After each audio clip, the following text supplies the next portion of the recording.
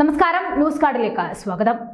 പുതുവത്സരാഘോഷത്തിൽ പയ്യാമ്പലം ബീച്ചിൽ പപ്പാഞ്ഞി മാതൃകയിലുള്ള ഗവർണറുടെ കോലം കത്തിച്ച SFIയുടെ പ്രതിഷേധം.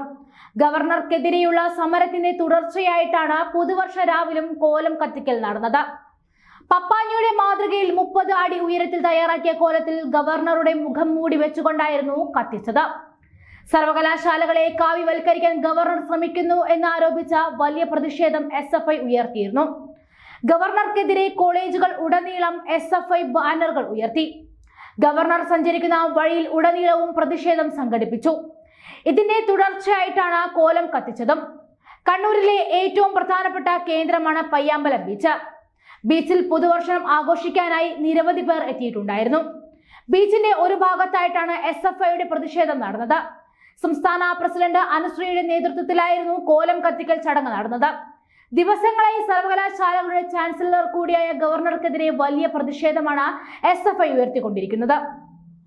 സർവകലാശാല സെനറ്റിലേക്ക് സംഘപരിവാറുകാരെ തിരുകി കയറ്റിയെന്നാരോപിച്ച SFIയുടെ പ്രതിഷേധം അനുദിനം വർദ്ധിച്ചു വരികയാണ്. കഴിഞ്ഞ ദിവസം രാജ്ഭവനിൽ നിന്നും വിമാനത്താവളത്തിലേക്ക് പോകുന്നതിനിടെ SFI പ്രതിഷേധ സാധ്യത കണക്കിലെടുത്ത ഗവർണറുടെ റൂട്ട് മാറ്റിയിരുന്നു.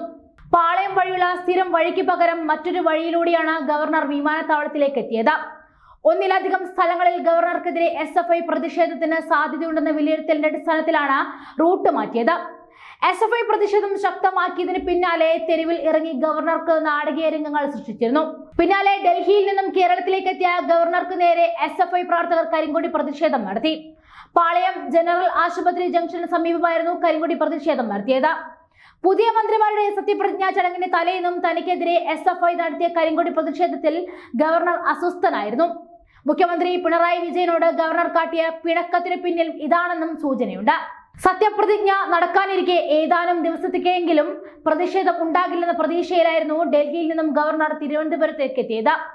സത്യപ്രതിജ്ഞ ശാന്തമായി നടക്കേണ്ടതിനാൽ തൽക്കാലം വെടിനിർത്തൽ ഉണ്ടാകുമെന്ന് എല്ലാവരും കരുതി. എന്നാൽ തലേന്ന് രാത്രി എത്തിയ ഗവർണറെ AKG സെന്ററിന് സമീപം SFI കരിങ്കൊടി കാട്ടി. ഇതുമായി ബന്ധപ്പെട്ട് 4 പേരെ അറസ്റ്റ് ചെയ്തുവെങ്കിലും മിനിറ്റുകൾക്കുള്ളിൽ തന്നെ ജാമ്യത്തിൽ വിട്ടു. മുഖ്യമന്ത്രിക്കെതിരെ പ്രതിഷേധിക്കുന്നവരെ അറസ്റ്റ് ചെയ്ത് കർശന നടപടി സ്വീകരിക്കുമ്പോൾ തനിക്കെതിരെയുള്ള പ്രതിഷേധക്കാരെ സർക്കാർ സംരക്ഷിക്കുന്നതിൽ ഗവർണർക്ക് വലിയ പ്രതിഷേധമാണുള്ളത്. വിമാനത്താവളത്തിലേക്കുള്ള റൂട്ട് തീരുമാനിക്കുന്നത് പോലീസാണെന്നും തനിക്ക് അതിൽ ഒന്നും ചെയ്യാൻ ഇല്ലെന്നുമാണ് ഇതേക്കുറിച്ച് ഗവർണർ ആരിഫ് മുഹമ്മദ് ഖാൻ പ്രതികരിച്ചത്. പ്രതിഷേധിക്കുന്നവർക്ക് തുടരാം. തന്റെ വാഹനത്തിന് നേരെ പ്രതിഷേധം ഉയർത്തിയാൽ ഇനിയും പുറത്തിറങ്ങി പ്രതികരിക്കുമെന്നും ഗവർണർ ഡൽഹിയിൽ പറഞ്ഞിരുന്നു. സംസ്ഥാനത്ത് പോലീസിനെ നിയന്ത്രിക്കുന്നത് CPM ആണെന്നും ഗവർണർ കുറ്റപ്പെടുത്തി. മന്ത്രിമാരുടെ പേഴ്സണൽ സ്റ്റാഫിന്റെ പെൻഷൻ റദ്ദാക്കാൻ നിരവധി തവണ പറഞ്ഞതാണെന്നും ഗവർണർ പറഞ്ഞു.